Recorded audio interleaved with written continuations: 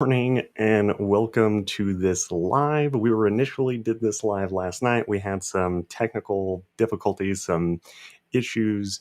Like I said, have a new mic, new setup. Our old system, cramped out. So we had a little bit of some issues. But today, what I really want to talk about is how to dramatically improve your landing page and your website right now. So that is our goal in today's live, is to give you all the things that we consistently see when clients hire us to do audits, look at landing pages, do any of that. These are really the things that we look at right at the beginning, and making these small tweaks are really going to be able to help you along the way and really just dramatically increase your conversion rate. So let's go ahead and dive in.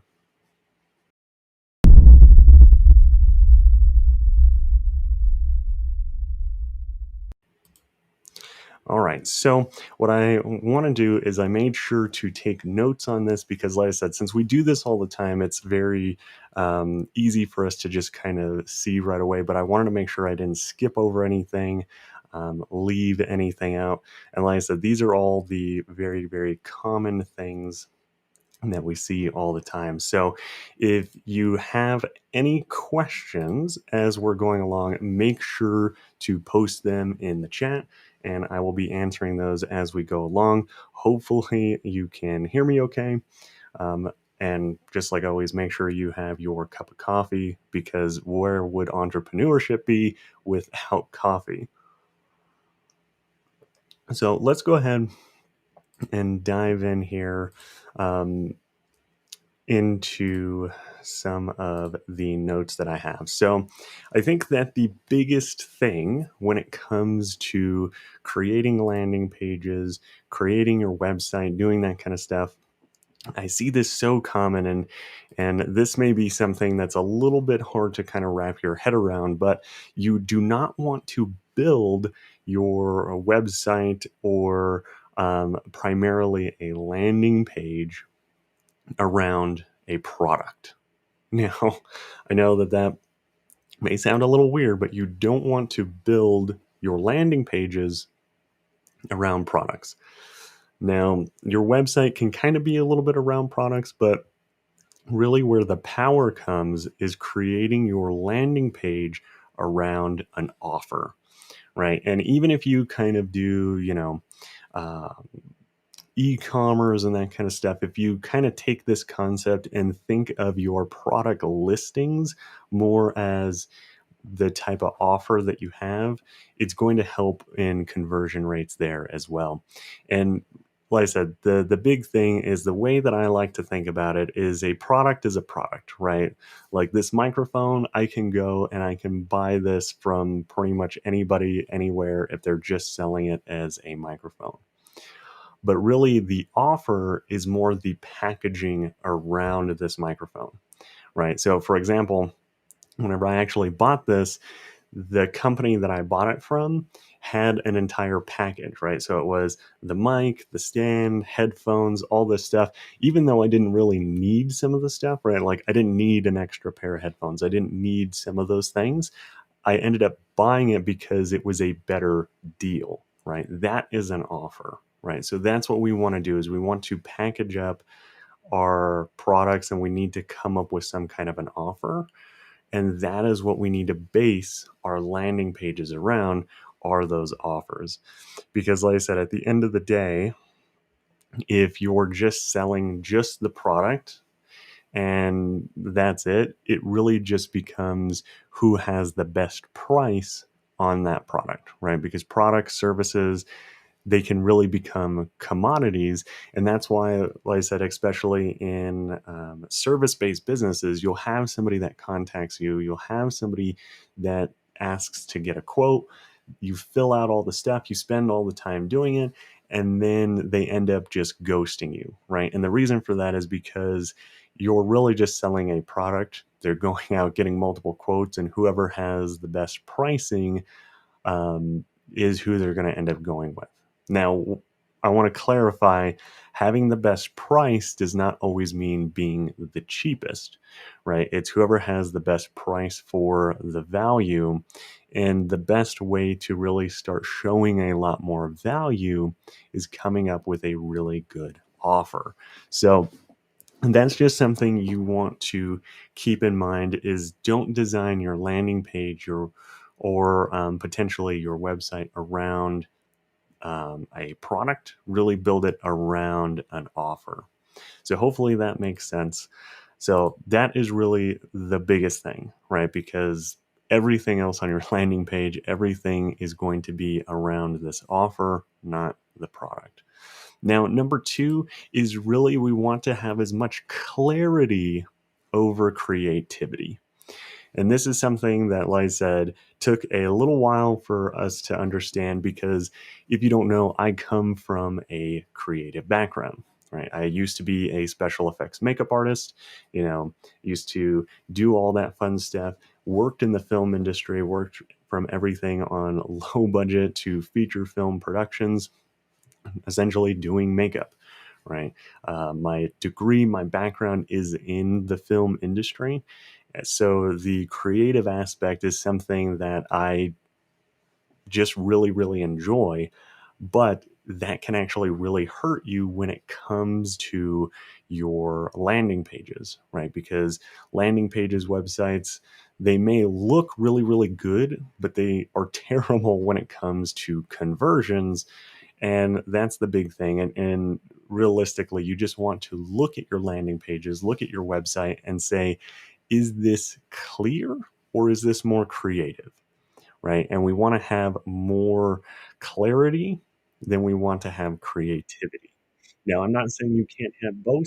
You just want to make sure that if you are doing something a little bit more creative, is it adding to the clarity behind what we're actually offering to our clients and to the marketplace? Because at the end of the day, if your buyer is confused about something, if they're not clear on something, it's less likely that they're actually going to give you money because you don't give people money and you don't buy things if that is confusing, right? And this is why I said clarity trumps creativity. And the big thing here is whenever you're doing this for yourself, um, like going through looking at your landing page, don't look at it through your eyes, right? Because it's just like anything. For example, if you're not in the film industry, if I use a lot of terminology, right, like if I talk about C-47s, I talk about gobo heads, I talk about what are some other Mathelinis, all kinds of other crazy things that you have no earthly idea what that means, then the clarity is not there, right? So make sure you're looking at the clarity of the actual landing page. So that's number two. So number three is your headline variations. Way too many times do I have people that are like, oh, my landing page is really, really good. I went out, I hired a copywriter online. They wrote some amazing copy, and my landing page is good. I don't need help with my landing page.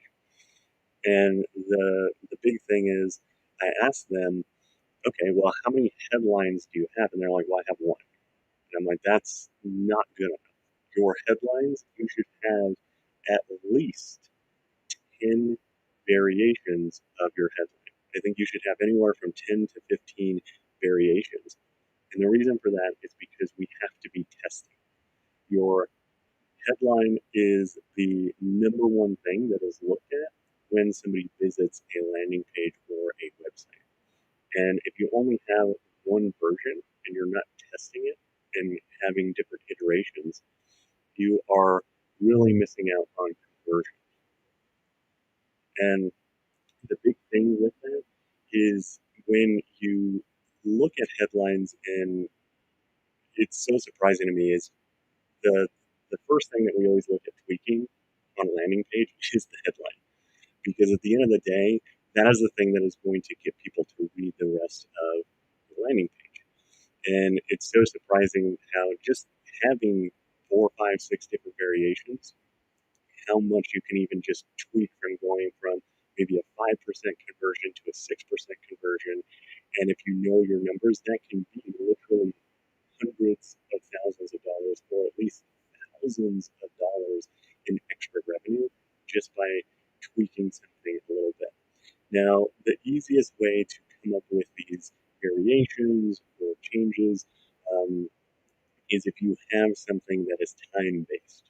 Right? So, for example, um, if we take fitness, for example, it may be get a six pack in 30 days, right? Let's say that that's the headline.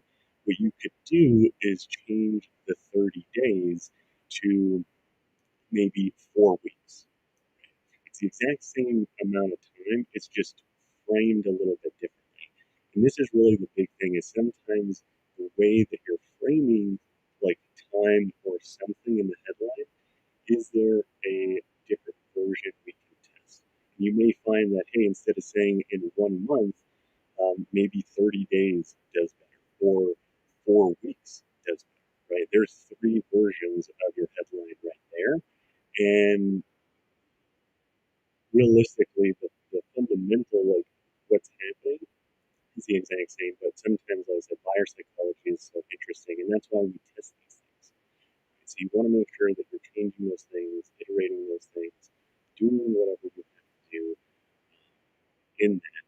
And like I said, if you're using curiosity type words, right, like weird way to, right, it could be 5 weird ways to get a six pack in 30 days, right? And maybe instead of the word weird, maybe you say unconventional.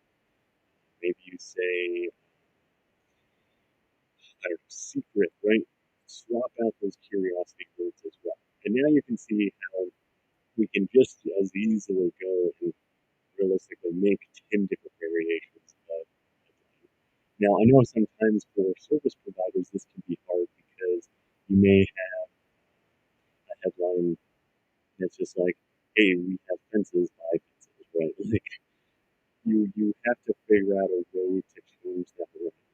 We have to look at it, do any of that stuff, um, and really think about it. And really look at your headlines as a way to solve people's problems, right? Whatever it is, right? So those are the big things. We have to have variations of it. Don't just have one headline and call it good. Like I said, we have to be testing it. And realistically, I think that you should be coming up with different headlines somewhat consistently, that you should consistently be testing. Because like I said, it is really the thing that's going to get people to read the rest of the website, the rest of the sales page, any of those things. So now moving on to number four is something that I like to call silver bullet. Now, what does that mean? So silver bullet copy is essentially using things like bullet lists, numbered lists, alphabetical lists, really anything that is in a list type form or a listable. And the reason you want to do that is because subconsciously it makes it very difficult for somebody not to complete and read through it. Right? If there's like, hey, 1 out of 4, you have to go and look to see what all four of those things are. And that's why I said we really call it kind of silver bullet, not in the sense that it's going to be the magical thing that changes everything, but it consistently gets people to read all the way through. And having those bullet points, the great thing is if we've done and done 10 iterations, 15 iterations, 20 iterations of our headline, we can now take those slight variations and tweak them to be those bullet points. And a lot of times the big thing is, which is a key fundamental, is really taking the features and benefits list and all of the benefits of the things that the product does, those are your bullet points, those are your selling points.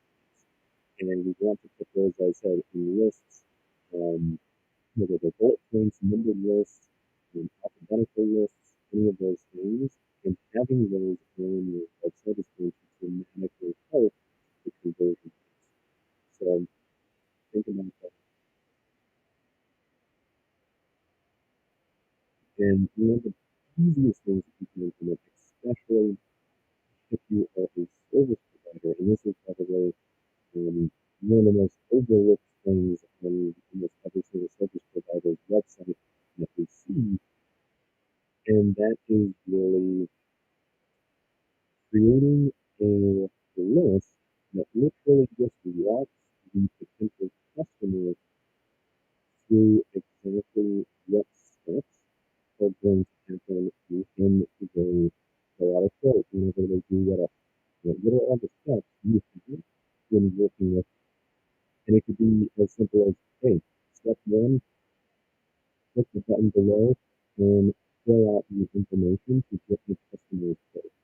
Number two, in the next 48 hours or 24 hours or whatever, or as soon as you fill that out, somebody's going to call you within the hour to go over the quote, like, or whatever.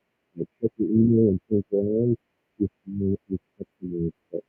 Step three, review the quote and any questions or concerns that you have, um, simply reply to the email or schedule a time to get on the phone to review the quote or whatever. Step four, you know, review it, and if you like the quote, accept the quote, and then review it. Listen and then example what's going to happen with your customers when people are way more clarity in example what's going to, because all too many times you see that somebody will fill out a quote and then there's just a little message that says, hey, thanks so much, we can actually pay for a month.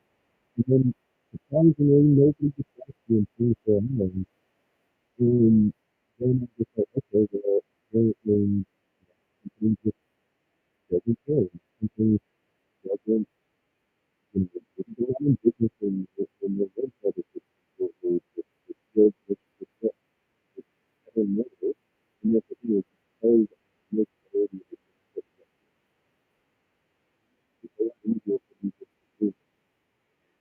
There's no expectation to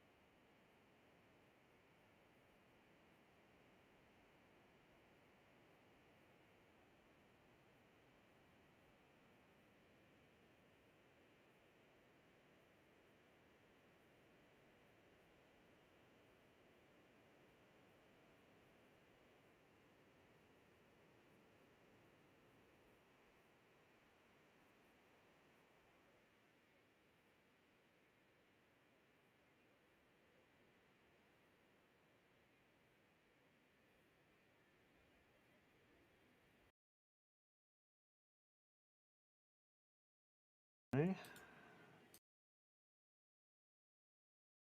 Is that any better? Let me see. So the thing that I like to think about it is the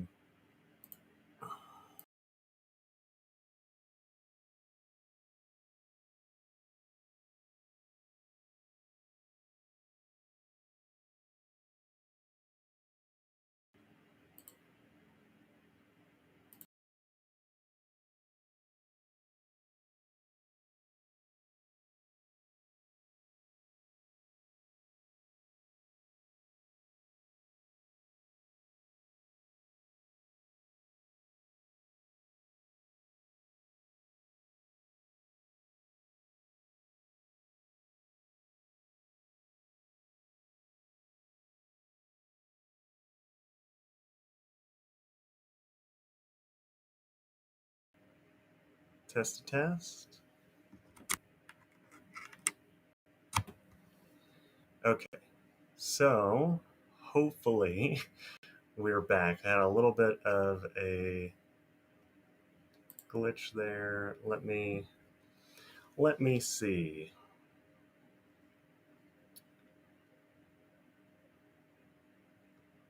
All the fun things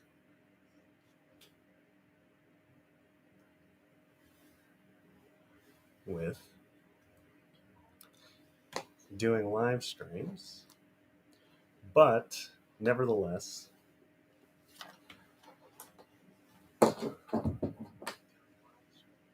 okay. What I was saying is the big key thing is having this end section for your landing page.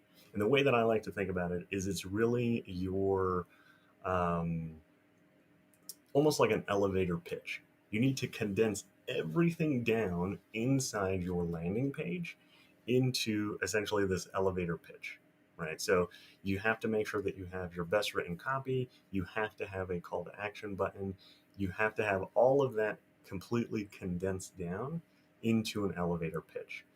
And just adding this little bit on here is going to help your conversion rates a lot. Because, like I said, your PS statement, that end statement there, that is read three is the third most read part of any landing page.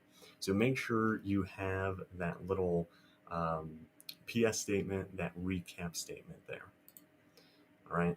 And then finally, and this was one that took a while to really understand and is one that we still have to go back and re-look at because we still put it in our landing pages, and once we make those tweaks it makes things a lot better. But it's really stop asking people to take action and start telling people to take action, because sometimes buyers just need the permission to buy, and you need to tell them, hey, this is what you need to do if you want to buy, if you want to get a quote, if you want to do XYZ, whatever it is, right?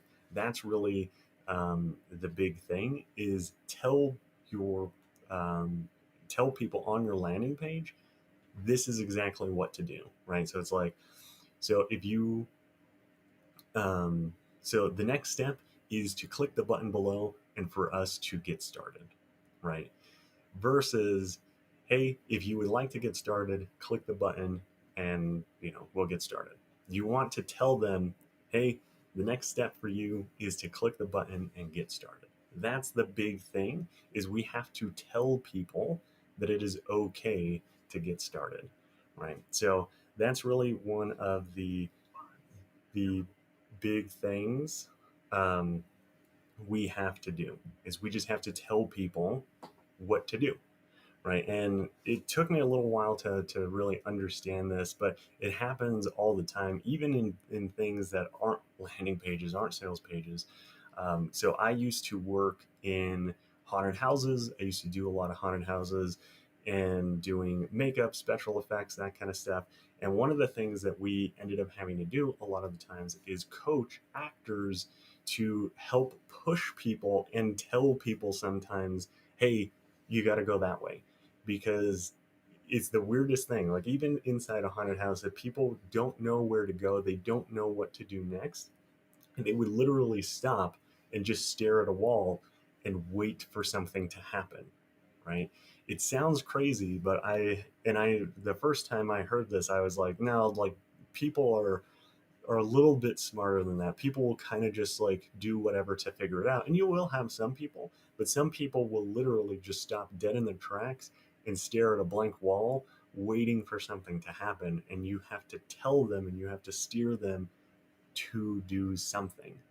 And this is the exact same thing when it comes to landing pages. So I hope that this was helpful. I hope that this really made sense. So I want to quickly recap everything that we talked about so that you can go and start taking action, start auditing your own landing pages and parts of your website so that you can get way better conversion rates. So, number one, is don't build your landing page around a product, build it around your offer. Okay. Then number two is clarity over creativity, right? We have to make sure that everything is as crystal clear as possible, even if that means sacrificing some of the creativity. Now, number three is you really need to have at least 10 versions of your headline that you are going out and consistently testing, A B testing, and optimizing that headline because it is the number one thing that is looked at. And without a good headline, it does not matter how good the rest of your sales page is because that headline does not hook people and get them to continue reading the rest of your landing page. Really, nothing else matters on that page. Okay, now number four is creating silver bullet copy. And essentially, silver bullet copy is making sure that you're using things like lists, bullet points, um, A to Z lists, like I said, because psychologically, our brains are programmed to read through lists. They're the most appealing thing, and you really want to use that. And the big thing is you can use variations of your headlines in these bullet points, or at the very least, give people clarity on all the steps that are going to happen, right? Whether you're a service provider, e-commerce, whatever it is, list out exactly what's going to happen from A to Z. This is dramatically going to help with that. And then finally, oh, no, sorry, skipping over one. So then recap or a PS statement. Now, this is the very, very last section of your website, other than your footer. Your footer is always going to be last, but this is the last section of your landing page. And this is essentially a recap, or the way I like to think about it, it's your elevator pitch of everything that you covered in your landing page, because this last section is actually the third most looked at section of any landing page. So if you're not recapping everything that you talked about, you don't have it set up to be almost like a elevator pitch, because when people get there, they may not have read anything on your landing page. They may have read your headline, scroll through a few things, and then reading that last section. And that's why, like I said, you want to think about it as an elevator pitch. You only have a brief window of time to sell them on everything that your entire landing page has already sold them on. And then finally, don't ask people to take action, tell them to actually take action. And make sure that they actually can. Don't make it overly complicated. Make sure you have multiple buttons that send them and get them to where they want to go. So make sure you're doing those things. And if you implement on these things, you're going to dramatically see improvements on your landing pages and on your websites. So that's pretty much what I have for you today. If you have any questions, make sure to leave them in the comments. Make sure to leave them below, and I will get back to you as soon as possible, trying to give you as much clarity and help and information when it comes to your landing pages. So thanks so much, and I look forward to seeing you in our next